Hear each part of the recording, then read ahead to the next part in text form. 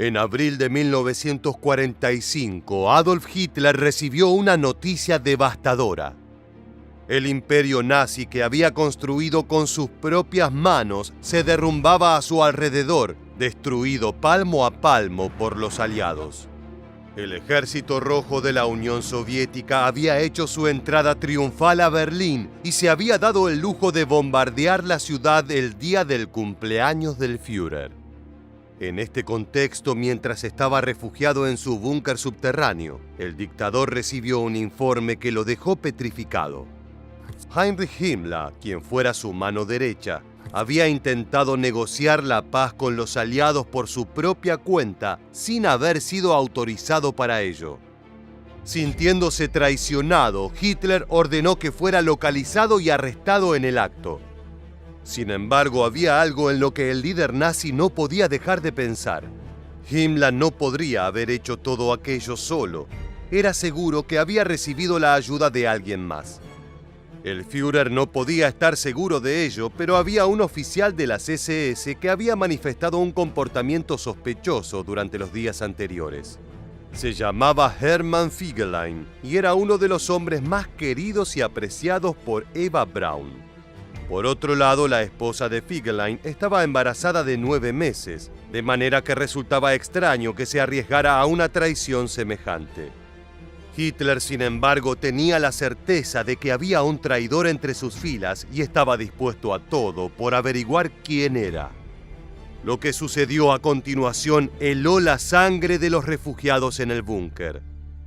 Hoy, en este nuevo episodio de Historia Militar, te contaremos todo sobre Hermann Fegelein. Hermann Fegelein nació el 30 de octubre de 1906 en Alemania, siendo el hijo de un oficial retirado de la Wehrmacht.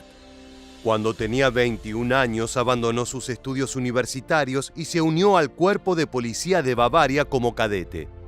Si bien parecía que tenía una prometedora carrera por delante, la ilusión fue breve, ya que 2 años más tarde Fegelein fue hallado robando los resultados de un examen para ascender de rango. Como era de esperarse, fue expulsado de la policía, aunque gracias a las conexiones de su padre, el escándalo fue encubierto para que no pasara a mayores. De esta manera, el comunicado oficial sostuvo que el muchacho había decidido renunciar voluntariamente por cuestiones familiares. Sin otro lugar a donde ir, nuestro protagonista recaló en el Partido Nacional Socialista.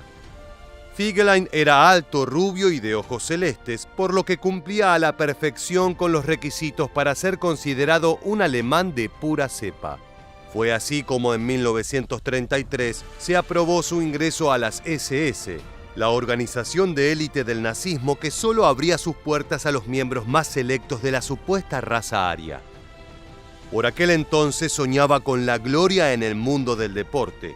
Su pasión era la equitación, una actividad con la que estaba bien familiarizado desde joven. A pesar de que intentó ingresar al equipo olímpico de jinetes de Alemania, fue rechazado en todas las ocasiones. Al ver frustrado su sueño, se volcó de lleno a promover su carrera dentro del nacionalsocialismo. El mayor logro de Fegelein consistió en acercarse a Heinrich Himmler, el líder de las SS, y convertirse en uno de sus hombres de confianza en base a adulaciones. Fue sucesivamente ascendido de rango hasta que en 1939, en vísperas de la Segunda Guerra Mundial, fue nombrado comandante de un regimiento de caballería de las SS. Pese a que nunca había asistido a una escuela de oficiales militares, consiguió inculcar la disciplina entre sus hombres y crear entre ellos fuertes lazos de camaradería. Cuando estalló el conflicto bélico, Fegelein y su unidad fueron movilizados hacia Polonia, donde fueron puestos al servicio de la policía nazi que supervisaba la ocupación del país. El regimiento fue subdividido en pequeños grupos, cuya tarea era patrullar las calles y mantener a raya a la población. El 7 de diciembre de 1939, la unidad de Fegelein participó por primera vez en un crimen de guerra. Hitler había dado la orden de exterminar a la élite polaca, una categoría que incluía a aristócratas, intelectuales, dirigentes políticos y sacerdotes. Como buen seguidor del Führer, nuestro protagonista, secundado por su tropa, condujo a 1.700 personas hasta el bosque de Campinos, ubicado al oeste de Varsovia. Todas ellas fueron masacradas sin piedad en un operativo de fusilamientos masivos. A partir de entonces, el regimiento de Figelein estaría involucrado en diversos delitos de lesa humanidad perpetuados contra los habitantes de Polonia. Ellos incluían robo, asesinato y violaciones de civiles indefensos, aunque en sus informes oficiales, el comandante siempre adujo que el comportamiento de su tropa era decente. Los crímenes de Figelein llegaron a un punto tal que fueron denunciados por otros oficiales alemanes. En 1941 se lo acusó de haberse apropiado de dinero del ejército y de haber asesinado a prisioneros de guerra para apropiarse de sus posesiones. Por otro lado, se dijo que había mantenido relaciones sexuales con una mujer polaca, algo que estaba terminantemente prohibido. Para agravar el escándalo, se afirmó que la había dejado embarazada y que al enterarse de ello, la había obligado a abortar. Figelein escapó de un duro castigo gracias a la intervención de su protector, Heinrich Himmler, quien lo libró de todos los cargos. Cuando el Tercer Reich se lanzó a la conquista de la Unión Soviética a fines de 1941, nuestro protagonista fue destinado hacia allí junto con todo su regimiento. En este periodo fue tristemente célebre su rol en las masacres de Pripyat. Una gran cantidad de judíos se habían escondido en aquella zona de Bielorrusia, ya que al ser un conjunto de pantanos proporcionaba un buen escondite. Himmler ordenó a las SS recorrer la región y capturar a todos los judíos ocultos allí. Siguiendo las indicaciones de su jefe, Figelein hizo fusilar a todos los varones mayores de 14 años. Por otro lado, mandó a que las mujeres y los niños fueran ahogados en las aguas del pantano. Se calcula que en este espantoso operativo fueron asesinadas unas 14.000 personas. Nuestro protagonista siguió combatiendo en el frente oriental, participando en distintas batallas en contra del Ejército Rojo y de los partisanos comunistas. En septiembre de 1943 fue herido por un francotirador ruso, tras lo cual fue remitido a un hospital militar. Al finalizar su recuperación, Himmler decidió que había probado su valía. Le ordenó regresar a Alemania y lo nombró como su oficial de enlace, para servir de nexo entre las SS y el mismísimo Adolf Hitler. Fue así como ingresó al círculo de confianza del Führer y a lo largo de distintas cenas y reuniones sociales conoció a su pareja Eva Braun. Ella quedó encantada con la simpatía y el carisma de Figelein, de manera que decidió presentárselo a su hermana menor, Gretel. Para el comandante de las SS, esto era una oportunidad para mejorar su posición social, y ambos se casaron el 3 de junio de 1944. Fue así como Figelein se convirtió en el cuñado de Adolf Hitler. Sin embargo, su carrera ascendente estaba a punto de hacerse añicos. A comienzos de 1945 estaba claro que Alemania perdería la guerra, y el Führer se retiró a un búnker junto a la plana mayor del nazismo. Su cuñado estaba en ese grupo, aunque al ver que los tanques soviéticos ingresaban a Berlín y bombardeaban la ciudad, decidió que no moriría en ese lúgubre refugio subterráneo. Figelein abandonó el escondite bajo la excusa de que partía en una breve misión de reconocimiento, aunque lo cierto es que planeaba abandonar el país. Al ver que no regresaba, una patrulla fue enviada a averiguar qué le había pasado. Lo encontraron oculto en su departamento de Berlín, vestido de civil, borracho y a punto de marcharse hacia Suiza. Llevaba consigo abundante dinero en efectivo y las joyas de su esposa. En su maletín también se hallaron documentos de Heinrich Himmler, que contenían detalles de su plan de pactar la paz con los aliados. La patrulla lo llevó de vuelta al búnker de Hitler, donde fue confinado a una celda hasta que se aclarara su situación. Como te contábamos al inicio del video, fue en ese mismo momento, en la noche del 28 de abril de 1945, que el Führer se enteró de la traición de Himmler.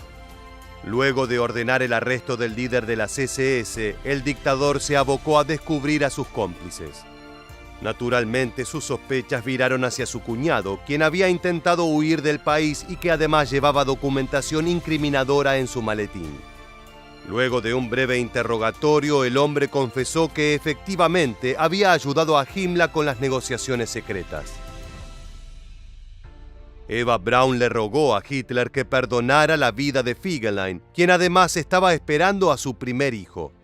Enfurecido y sintiendo que todos a su alrededor lo traicionaban, la primera decisión del Führer fue enviarlo a la vanguardia del ejército defensor para que muriera enfrentando al ejército rojo.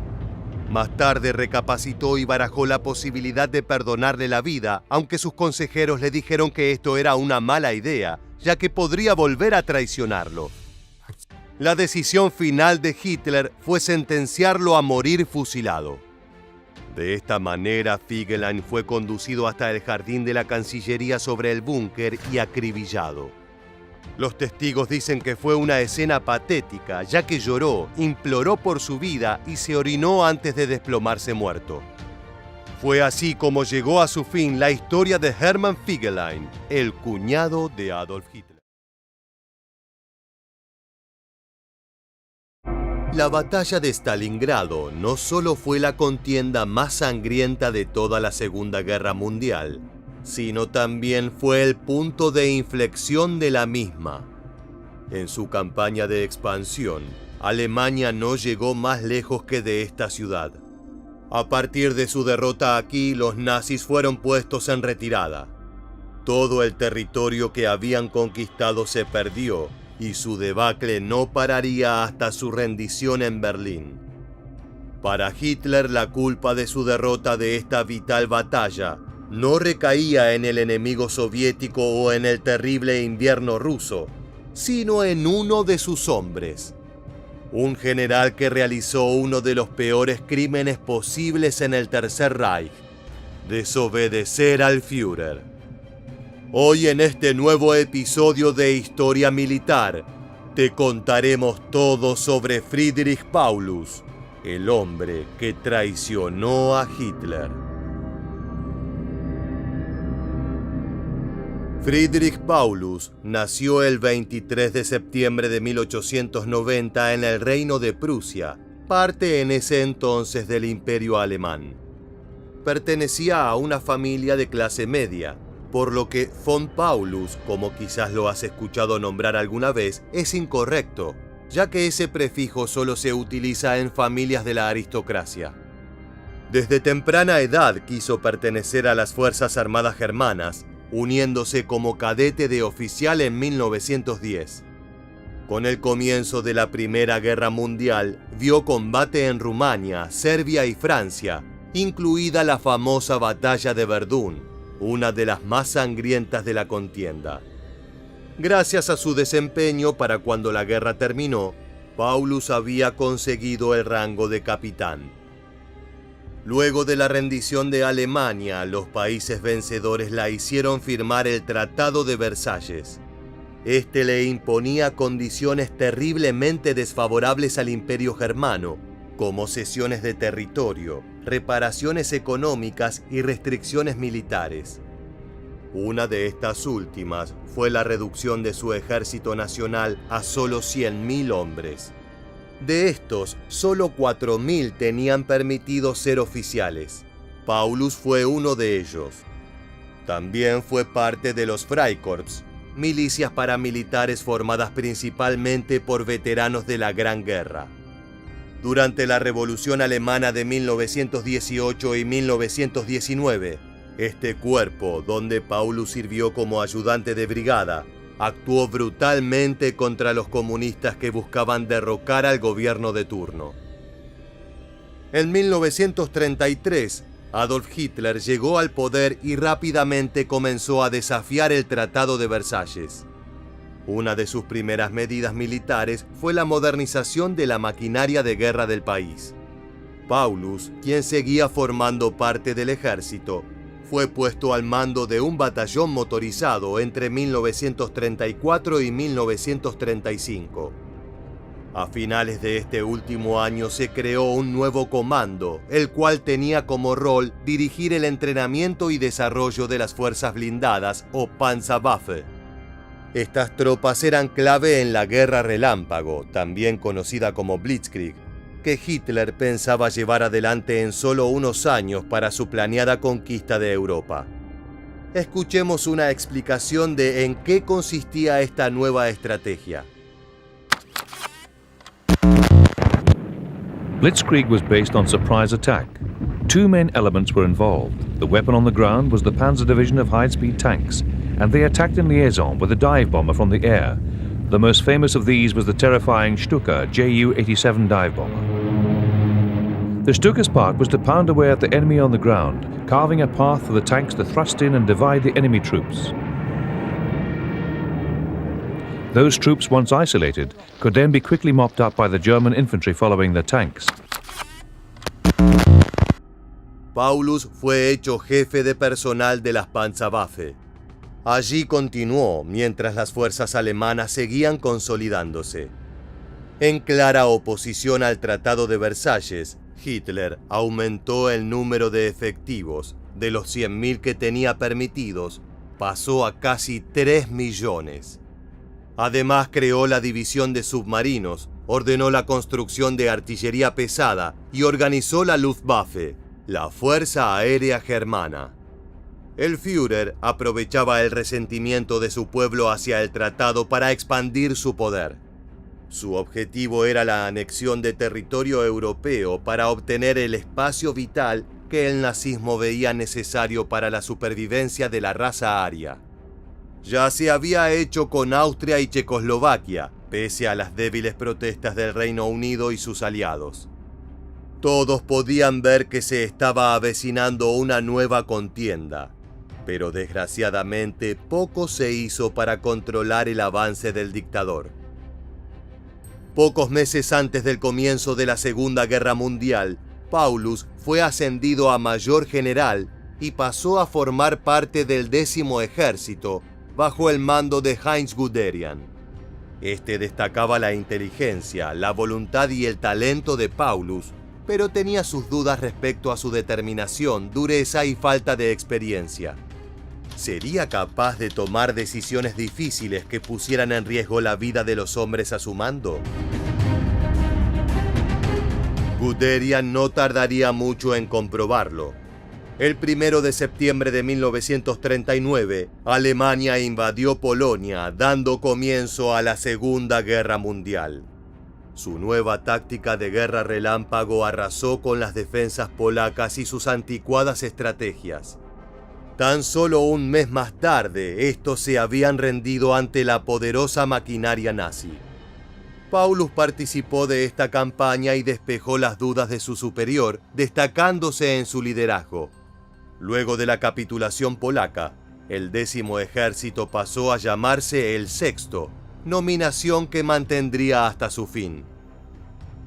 Mientras continuaba la campaña de expansión de Hitler, Paulus y sus tropas cosechaban más éxitos militares. El 10 de mayo de 1940 comenzó la invasión masiva de Europa Occidental por parte de Alemania. Bélgica, Luxemburgo, los Países Bajos y Francia fueron atacados por las tropas germanas.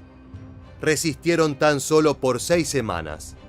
Paulus y su 6º Ejército participaron en numerosas batallas a lo largo de esta campaña, siendo vitales para la caída de Bélgica y para la destrucción de las defensas de París. Tras la rendición de estos territorios, Paulus fue promovido a teniente general. Un mes más tarde, fue hecho subjefe del Estado Mayor General de Alemania. En este rol fue vital para idear cómo llevar a cabo uno de los mayores sueños de su Führer. Era sabido por todos que para Hitler, los comunistas eran un enemigo que debía ser destruido.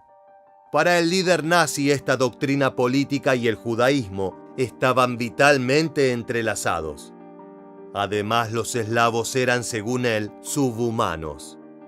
Todo esto hacía a la Unión Soviética un objetivo militar fundamental para sus planes.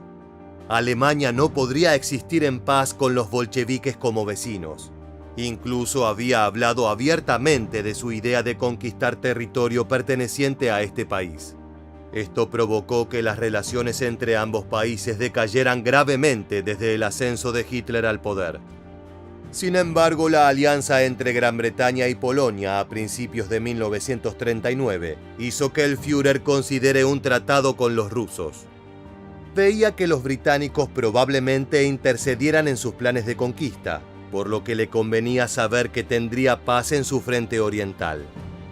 Solo unas semanas antes de su ataque a Polonia, Alemania y la Unión Soviética firmaron el pacto Molotov-Ribbentrop, un tratado de no agresión entre ambos países.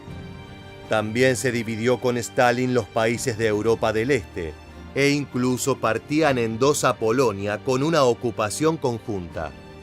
De esta forma garantizaban que no habría conflicto de intereses.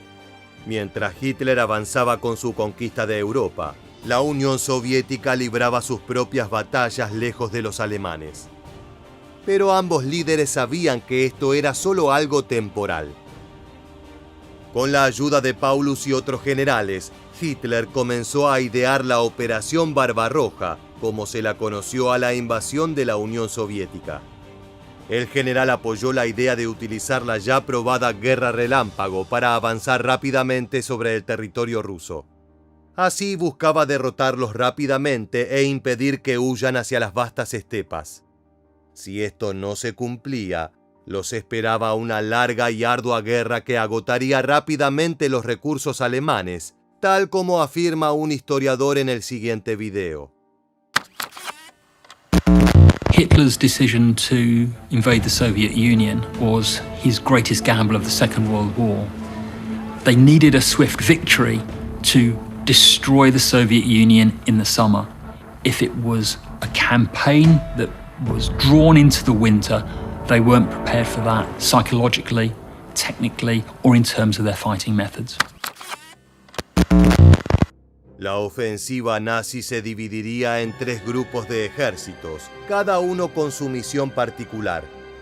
El 6º ejército de Paulus se encontraba dentro del grupo sur. Su objetivo principal era la conquista de Ucrania, cuyos fértiles campos aliviarían las necesidades de agricultura del Reich. También buscaban tomar las reservas de petróleo del Cáucaso, vitales para la utilización de sus vehículos acorazados. Quitarle esto a la Unión Soviética los dejaría prácticamente sin probabilidades de victoria. La Operación Barbarroja comenzó el 22 de junio de 1941. El inicio del ataque vio grandes victorias para Alemania. Los soviéticos eran barridos por la infantería y los blindados germanos. Para fines de 1941, habían cedido una gran expansión de territorio, pero con el comienzo de las lluvias otoñales que convirtieron el terreno en suelo barroso, el avance perdió fuerzas. Para septiembre de 1941, 2 de los cuerpos de ejércitos habían dejado de avanzar en Rusia y se ocuparon de asediar Leningrado y Moscú. Solo las fuerzas de las que Paulus formaba parte seguían adentrándose, aunque exitosos contraataques soviéticos ralentizaron sus conquistas. A mediados de 1942, Alemania lanzó la Operación Azul, una ofensiva que buscaba eliminar de un golpe decisivo el poderío militar del Ejército Rojo. Además de la conquista del Cáucaso, una parte clave del éxito de este plan era la toma de Stalingrado. Esto le correspondió a nadie más ni nadie menos que a Paulus. En agosto de ese año, el 6º ejército llegó a las afueras de la ciudad. Allí comenzó un terrible bombardeo por parte de aviones y artillería que destrozó gran parte de las edificaciones. Muchos de los explosivos usados por los alemanes eran incendiados y la ciudad se vio envuelta en llamas. Pese a esto, Stalin se había rehusado a evacuar a los ciudadanos, ya que necesitaba que las fábricas de la ciudad sigan produciendo sus bienes. En las primeras 48 horas, decenas de miles de civiles murieron bajo las llamas. Sin embargo, pese a los ataques alemanes diarios y a su superioridad aérea y en artillería, las tropas soviéticas resistieron. Durante los siguientes 3 meses, nazis y rusos lucharon dentro de la ciudad en una guerra urbana sin precedentes. El enfrentamiento era, como muchos decían, casa por casa. Los alemanes incluso la llamaban amargamente Rattenkrieg, o guerra de ratas, diciendo que uno podía capturar la cocina, pero aún tenía que luchar por la sala de estar. Muy lejos había quedado la idea de guerra relámpago. Las condiciones en las que batallaban ambos ejércitos en Stalingrado eran atroces. Los soldados eran víctimas de numerosas enfermedades, además ratas y otras plagas comían sus provisiones, que ya de por sí eran escasas.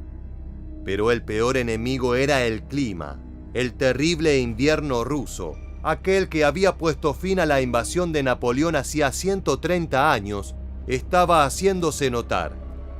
Los hombres sufrían congelamientos en extremidades o partes de la cara, las cuales en muchos casos se volvían gangrenosas y debían ser amputadas.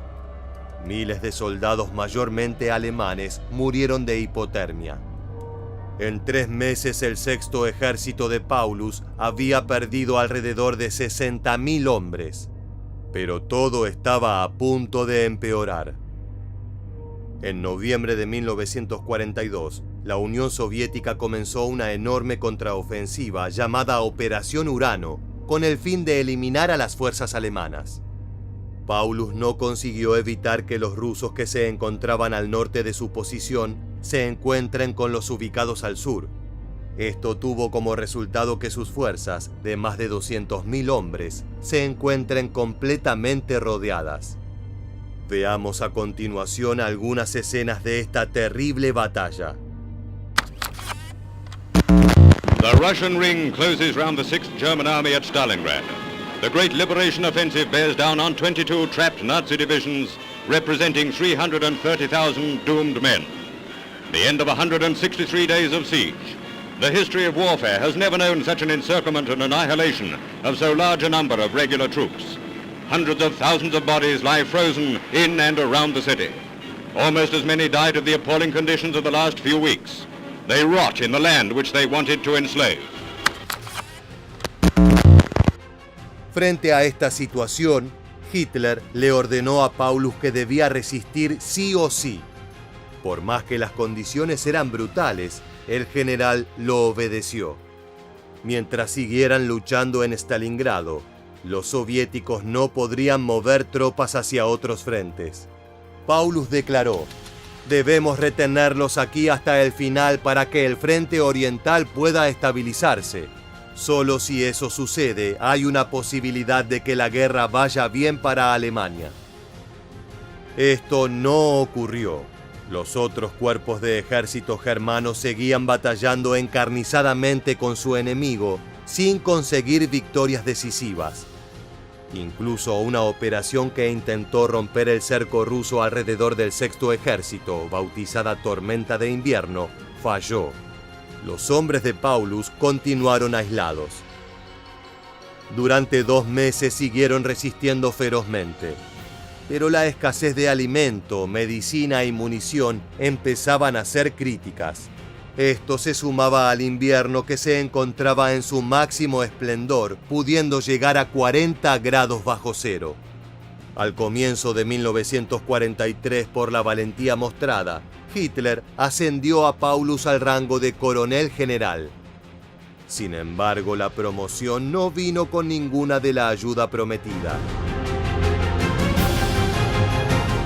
El 7 de enero, el general Rokossovski, que lideraba las ofensivas soviéticas, llamó a un alto el fuego. Aprovechando el cese temporal de hostilidades, le ofreció a Paulus términos de rendición sorprendentemente generosos. Sus hombres tendrían acceso a raciones normales de comida, a ser tratados médicamente y podrían mantener sus pertenencias. Para este entonces, Paulus sabía que no había chance de que el sexto ejército resistiera por mucho más tiempo. Le escribió a Hitler pidiendo su permiso para rendirse. Por supuesto, este fue rotundamente negado. Un feroz ataque soviético comenzó inmediatamente. Los alemanes perdieron terreno y hombres a una alarmante velocidad. Cada soldado debía garantizar su propia comida y munición. Los heridos eran abandonados sin que se les pueda suministrar tratamiento y eran consumidos por el frío. A fines de enero, los rusos le ofrecieron a Paulus otra chance de rendirse. Este se lo comunicó nuevamente a Hitler, expresando lo imposible de su situación. Stalingrado estaba a horas de caer. Pese a esto, el Führer le ordenó defender la ciudad hasta la muerte y lo ascendió a mariscal de campo. Pero este regalo estaba envenenado. El líder nazi le dijo que no había habido en la historia de Alemania un mariscal de campo que se haya rendido ante el enemigo, lo que implicaba que si era capturado vivo, sería una vergüenza para la historia militar del país. A continuación puedes escuchar lo que pensó Paulus en aquel momento. Paulus ha sido nombrado mariscal por el propio Hitler 24 horas antes para alentarle a de forma honorable. Pero el general declara: no voy a matarme por ese cabo. Para él, Hitler ya no es el Führer, sino un simple soldado de la Primera Guerra Mundial cuya incompetencia les ha conducido al desastre. Cuando comparece ante los soviéticos, Paulus solo siente odio por Hitler. El Sexto Ejército de Alemania se rindió el 31 de enero de 1943. Así, este cuerpo, que había sido considerado uno de los mejores de las Fuerzas Armadas nazis, cesó de existir. Al finalizar los combates, los soldados nazis que podían aún mantenerse en pie estaban desnutridos, demacrados, envueltos en toallas para mantener algo de calor. Contrastaban con los rusos en sus uniformes de invierno y bien alimentados. Poco más de 91.000 hombres pertenecientes al Sexto Ejército fueron capturados. En total, la batalla de Stalingrado costó la vida de más de 700.000 alemanes y 1 millón de soviéticos, incluyendo víctimas civiles. Cuando Hitler se enteró de la rendición del mariscal, entró en un ataque de furia. No podía entender cómo un hombre que había visto morir valientemente a tantos de sus soldados elegía rendirse a los bolcheviques antes de terminar con su propia vida. Previo a su capitulación, Paulus le había enviado a su esposa su anillo de bodas. No la veía desde el comienzo de la Operación Barbarroja en 1942 y no la volvería a ver nunca más. Luego de la rendición de Paulus por orden del Führer, la mujer fue enviada por los alemanes al campo de concentración de Dachau, mientras que uno de sus hijos fue encarcelado. La imagen que Paulus tenía de su líder, ya muy mala, cayó aún más profundo. Pese a esto, en un principio Paulus se negó a colaborar con los soviéticos. Pero el 20 de julio de 1944 ocurrió un fallido atentado contra la vida de Hitler que resultó en el fusilamiento de sus perpetradores. Varios de estos habían sido amigos cercanos de Paulus. Sumado al resentimiento que ya sentía por el dictador, este evento lo hizo cambiar de parecer. Se volvió un férreo crítico contra el régimen nazi. Durante su cautiverio en manos rusas, se unió al Comité Nacional por una Alemania Unida, respaldado por la Unión Soviética, que instaba a los germanos a rendirse. Aunque esto recién ocurriría el 8 de mayo de 1945, con Hitler ya muerto. Finalizada la Segunda Guerra Mundial, Paulus, a diferencia de otros militares, participó de los juicios de Nuremberg, pero no como acusado, sino como testigo. Allí habló de cómo se idearon y llevaron a cabo los planes de invasión al territorio soviético.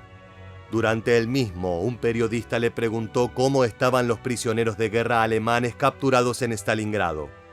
Paulus confirmó que estaban bien y que sus madres y esposas podían dormir tranquilas. Pero esto era una mentira. De los 91.000 germanos capturados luego de la rendición, solo 5.000 volverían a Alemania. ya sea por las heridas sufridas en combate, enfermedades, frío o las terribles condiciones de los campos de trabajo a donde fueron enviados.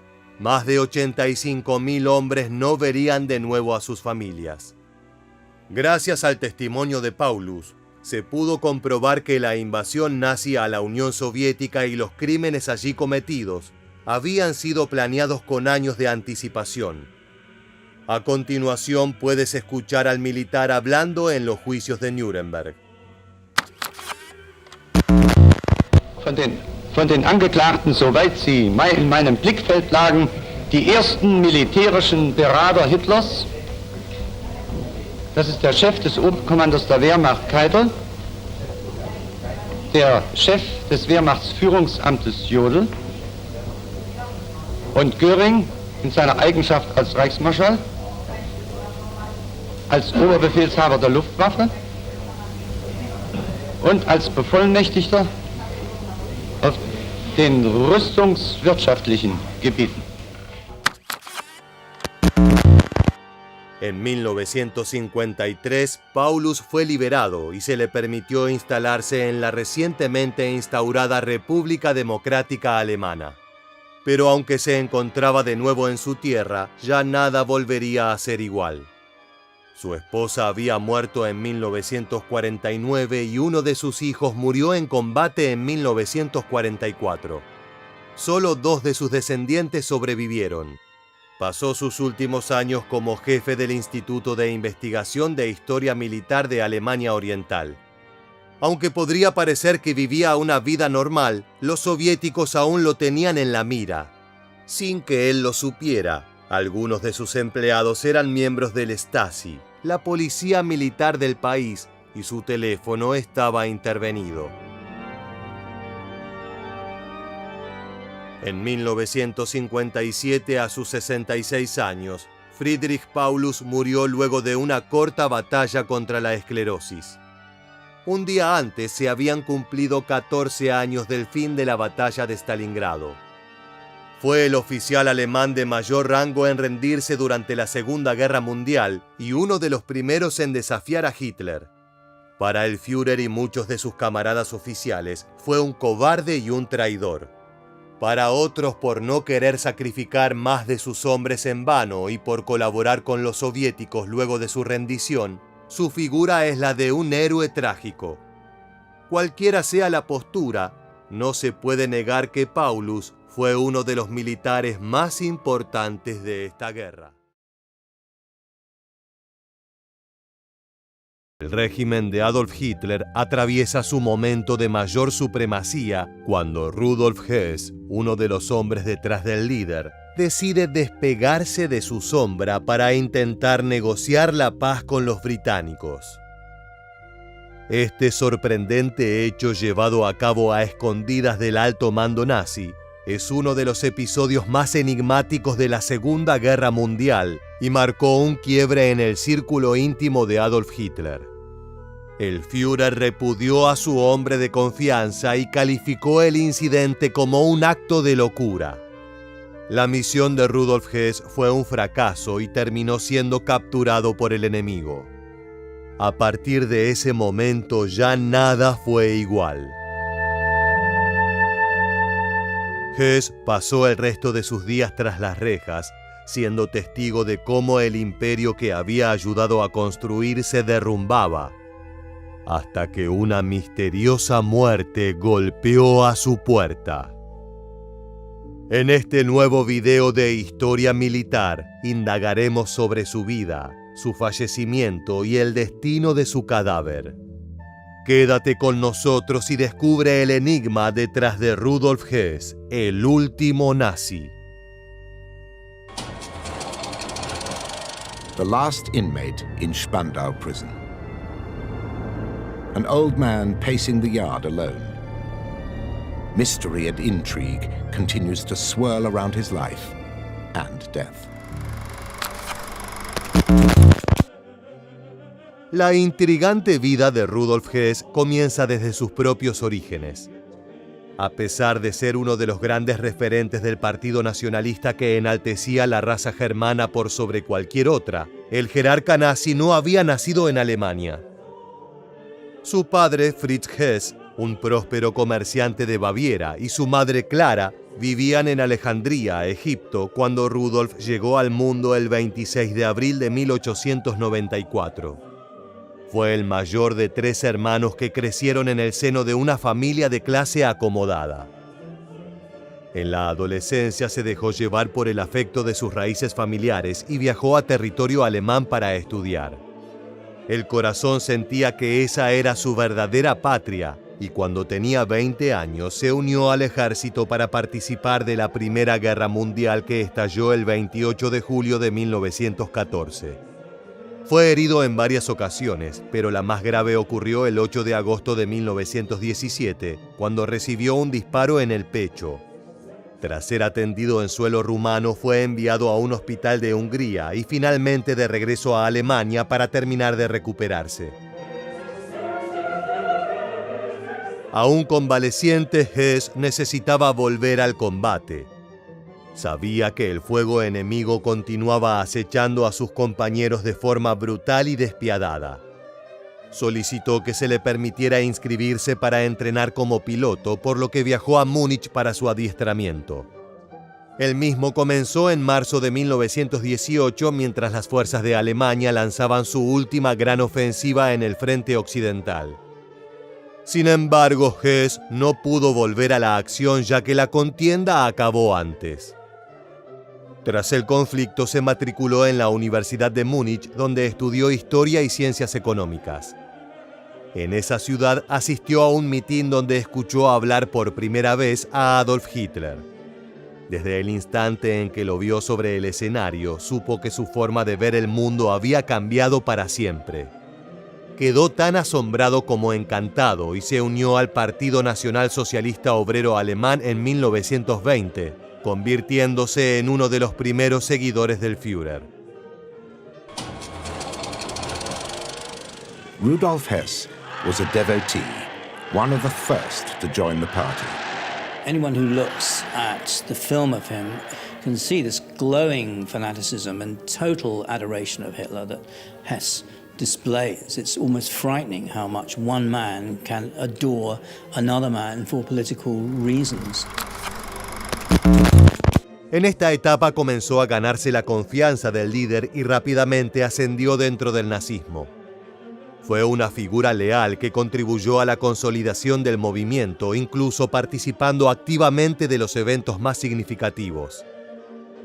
Dentro del partido se hablaba sobre un golpe de Estado. Los líderes del nazismo planificaban atentar contra el gobierno de Weimar en Baviera y para ello necesitaban fuerzas y recursos. Rudolf Hess se convirtió en una pieza clave, presentando a Hitler con antiguos generales de la Primera Guerra Mundial, dispuestos a colaborar para tomar el control del país. La operación se desarrolló entre el 8 y el 9 de noviembre de 1923, pero fue un fracaso. Como resultado, varios referentes nazis fueron encarcelados. De todas maneras, este evento fue crucial, ya que consolidó la relación de Rudolf y Adolf Hitler. Durante sus días en prisión, Hess ayudó al líder del partido a escribir Mi lucha, una autobiografía que terminó transformándose en el manifiesto ideológico del nazismo. Aunque el Führer fue el autor principal, su leal servidor jugó un papel fundamental como asistente y editor, y contribuyó a organizar y estructurar las ideas radicales del futuro dictador. Este libro se convirtió en la guía central del antisemitismo y la supremacía aria, es decir, la semilla del futuro genocidio. Poco a poco el pueblo alemán fue endulzado por la propaganda nazi que lo inundaba todo. Llegaba a sus hogares por la televisión, también a través del cine y la música. Nada quedaba librado al azar.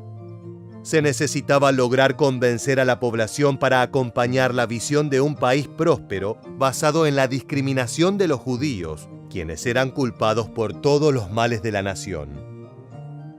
Finalmente, el 30 de enero de 1933, Hitler llegó al poder y Rudolf Hess se afianzó como uno de los hombres más importantes del régimen.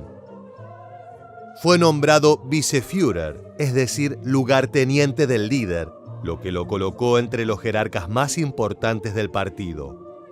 Aunque no tenía el mismo poder operativo que figuras como el jefe de las SS Heinrich Himmler o el ministro de propaganda Joseph Goebbels, era visto como un símbolo de la lealtad absoluta al flamante canciller. Durante largos años ocupó aquel lugar de privilegio dentro del Tercer Reich, pero todo cambió el 10 de mayo de 1941, en plena supremacía alemana durante la Segunda Guerra Mundial. Las tropas del Führer habían logrado conquistar numerosos países europeos, entre ellos una potencia como Francia, y aunque el Reino Unido le había sido esquivo, este contratiempo no había afectado la confianza de las fuerzas nazis. De hecho, se preparaban para invadir la enorme y poderosa Unión Soviética. Sin embargo, Hess sorprendió al emprender un misterioso vuelo hacia Escocia. Sin conocimiento o autorización de Hitler, su lugarteniente viajó en solitario hacia suelo británico con la aparente intención de negociar la paz con ellos. ¿Pero qué buscaba realmente? ¿Desconfiaba de la capacidad alemana para una victoria? ¿Tenía miedo al Reino Unido y pretendía salvarse de un destino fatal? And it looks like that he was probably of the inner circle the least martial of the lot. And yet we mustn't be too kind to Hess.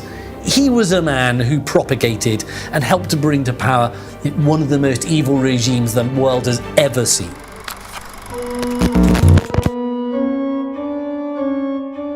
Hess había despegado desde el campo de aviación de Augsburg-Haunstetten a bordo de un Messerschmitt 110. Vestía un traje de vuelo de cuero con insignias de capitán. Llevaba algo de dinero británico en los bolsillos, un mapa y varios medicamentos. El viaje fue una odisea y el nazi mostró toda su pericia como piloto. Llegó a volar a solo 15 metros de altura para no ser detectado por los radares enemigos. De todas maneras, en su camino se encontró con 2 cazas Spitfire. Rápidamente las aeronaves de la Real Fuerza Aérea comenzaron a perseguir a Hess, que maniobraba para intentar perderlos. Creía que en cualquier momento podrían abrir fuego y derribarlo. Sin embargo, los británicos, al descubrir que el avión estaba solo, simplemente lo escoltaron para saber hacia dónde se dirigía y quién era su misterioso ocupante. A las 11:05 de la noche, casi sin combustible y sobre suelo escocés, el alemán se arriesgó a trepar a los 1800 metros y saltó en paracaídas. La aeronave se estrelló 19 kilómetros más adelante. Hess resultó levemente herido durante la caída a tierra y fue atendido por un granjero, dueño de la propiedad en la que descendió y el encargado de dar aviso a las autoridades. Inmediatamente llegaron al lugar soldados británicos. El alemán dijo ser el capitán Horn, pero su cara era demasiado conocida como para engañar a alguien. Nadie podía creer de quién se trataba realmente. Ni siquiera tuvo chance de proponer la paz o una alianza. La posibilidad de hablar con Churchill nunca existió. Fue directo a la cárcel. Al día siguiente, Adolf Hitler recibió una nota de puño y letra de quien hasta entonces había sido su mano derecha. Allí le informaba: «Mi Führer, cuando reciba esta carta estaré en Inglaterra».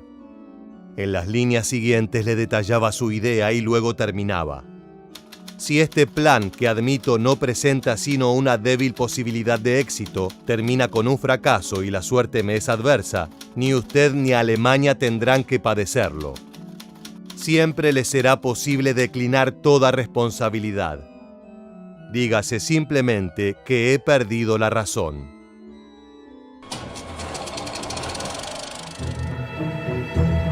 The principals are summoned.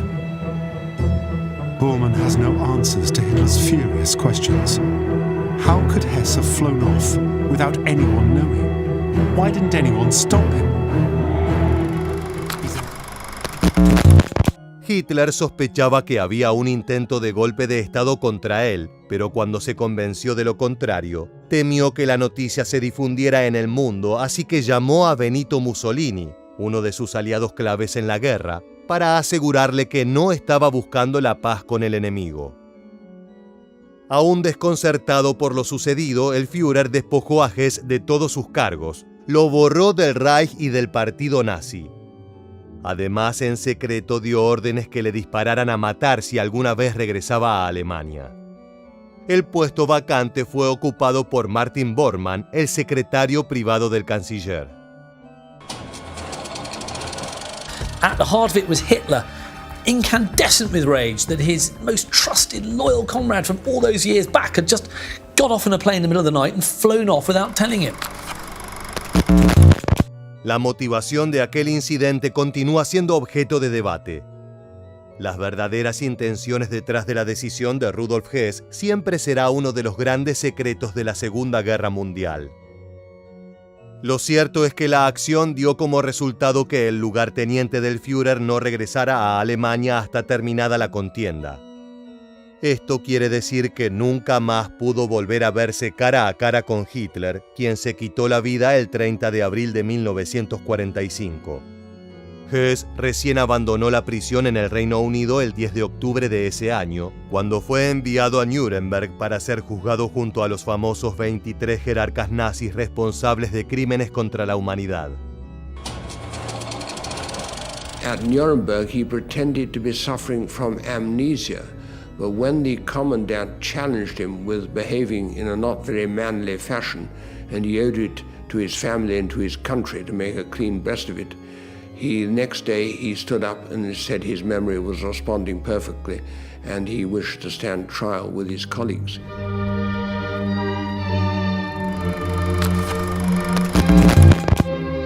El psiquiatra del ejército estadounidense, Douglas Kelly, fue el encargado de examinarlo durante el juicio y opinó que el acusado padecía una verdadera psiconeurosis arraigada en una personalidad paranoica y esquizofrénica. Además, aseguró que la amnesia era en parte genuina y en parte fingida, pero lo consideró apto para ser juzgado. De esa manera se selló su destino. Fue condenado a cadena perpetua por crímenes contra la paz y conspiración. A pesar de que el juez soviético Yona Nikitchenko votó en disidencia con la resolución por entender que estaba justificada una sentencia a muerte, Hess fue uno de los 7 jerarcas nazis que se libraron de la horca. Los restantes fueron ejecutados, a excepción del comandante de la Luftwaffe, Hermann Göring, quien la noche anterior a ser colgado se suicidó con una cápsula de cianuro que escondía en su boca. Rudolf Hess fue enviado a la prisión de Spandau en Berlín Occidental el 18 de julio de 1947. Aquella fortaleza, construida en 1876 como una penitenciaría militar para 500 reclusos, sería el lugar de castigo de solo 7 referentes del nazismo. El 17 de agosto de 1987, después de haber cumplido más de 40 años tras las rejas, Hess se quitó la vida. El hombre de 93 años era el último sobreviviente del círculo más cercano a Hitler. Una etapa oscura parecía cerrarse, pero no iba a ser tan fácil. Pronto la muerte del lugarteniente del Führer se vio rodeada de teorías de conspiración que descartaban la posibilidad de un suicidio y afirmaban que el prisionero había sido asesinado. Pero ¿quién y por qué lo haría? Lo primero a tener en cuenta es su compañía, y a muchos les sorprenderá saber que era nula. De los otros 6 reclusos que lo acompañaban en Spandau, 3 habían salido de la cárcel por cuestiones de salud y otros 2 luego de haber saldado su condena.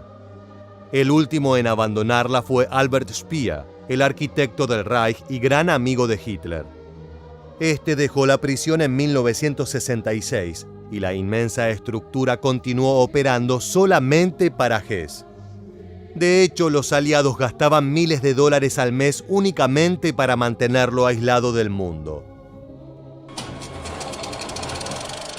Compared to a normal prisoner in a normal prison, he had considerable freedom of movement, choice of food, and that sort of thing, which a normal prisoner would never get.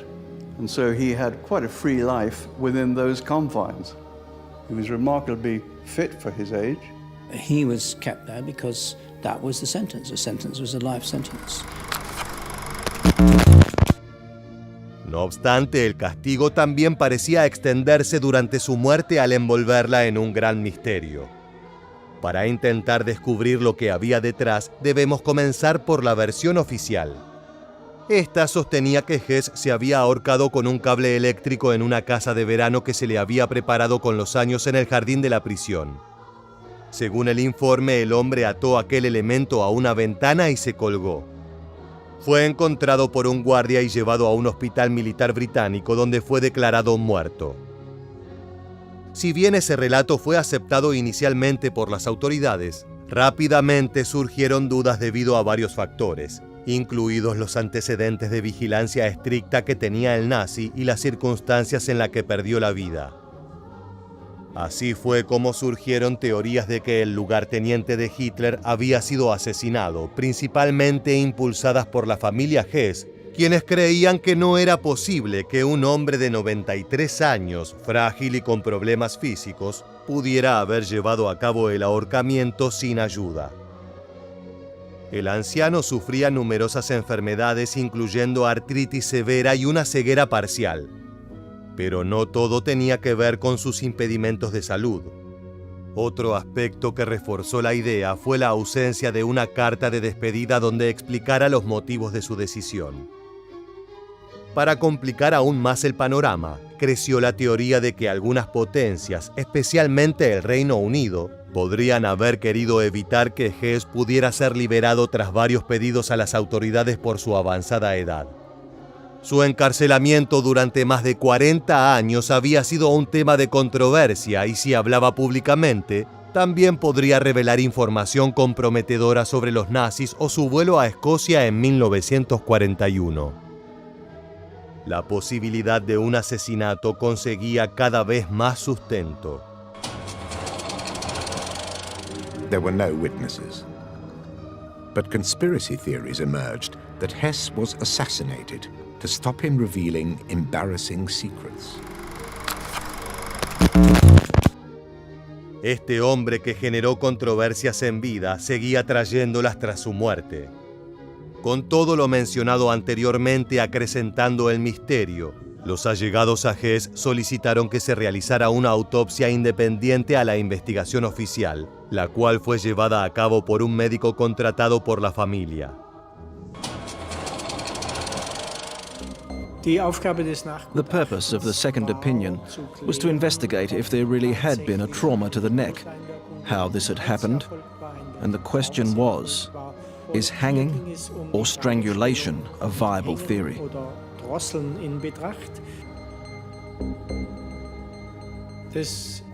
The report came to the conclusion that the death corresponds to the compression of the neck through a rope-like implement.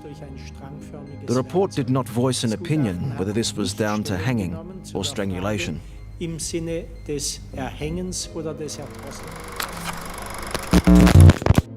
Este patólogo, el doctor Wolfgang Spahn, afirmó que las marcas en el cuello del difunto nazi no correspondían necesariamente con un suicidio por ahorcamiento, sino que sugerían que podía haber sido estrangulado por otra persona.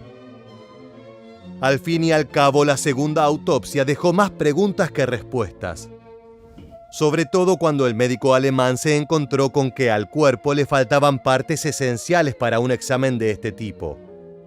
No estaban la laringe ni la tráquea, faltaban la glándula tiroides y la arteria carótida. Inmediatamente la teoría de una conspiración detrás de su muerte creció de manera gigante, hasta que los encargados del análisis oficial dieron su explicación. Those parts wouldn't have been given to the family at that stage because they still hadn't been finished being examined. That type of examination takes days, and we certainly wanted to get rid of the body, so we handed it back. Rumor and speculation followed Rudolf Hess in life and death. The second, unofficial autopsy was inconclusive. La búsqueda de respuestas claras se volvió una odisea. Mientras tanto, nuevos factores alimentaban el misterio, como la rápida destrucción de la prisión de Spandau tras la muerte de Hess. En lugar de convertirla en un museo o sitio histórico, las autoridades decidieron demoler la cárcel por completo, lo que levantó sospechas de que podrían haber estado intentando ocultar pruebas. Finalmente, en medio de la confusión, surgió otra teoría, aunque algo más inverosímil. El cirujano británico Hugh Thomas, quien examinó a Hess en 1973, sugirió que el hombre encarcelado no era en realidad el lugarteniente de Hitler, sino un impostor. Se basaba en diferencias físicas, como una cicatriz que el nazi debía haber tenido como resultado de su herida en la Primera Guerra Mundial, la cual, según Thomas, no estaba presente.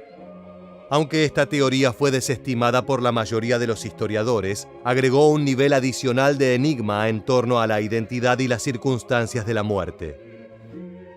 No obstante, la autopsia oficial concluyó que se trataba de un suicidio, y las investigaciones posteriores realizadas por las autoridades británicas y alemanas respaldaron esta conclusión a pesar de que las dudas persistieron. For prison authorities, there was no mystery surrounding the death of Rudolf Hess. I think these other theories, etc., are absolute rubbish. Anything else is pure speculation. Hitler's former deputy died knowing he would never be pardoned. And he realized from the rejection note coming back from authorities that there was no chance of him being released. He was there for life, and that was it.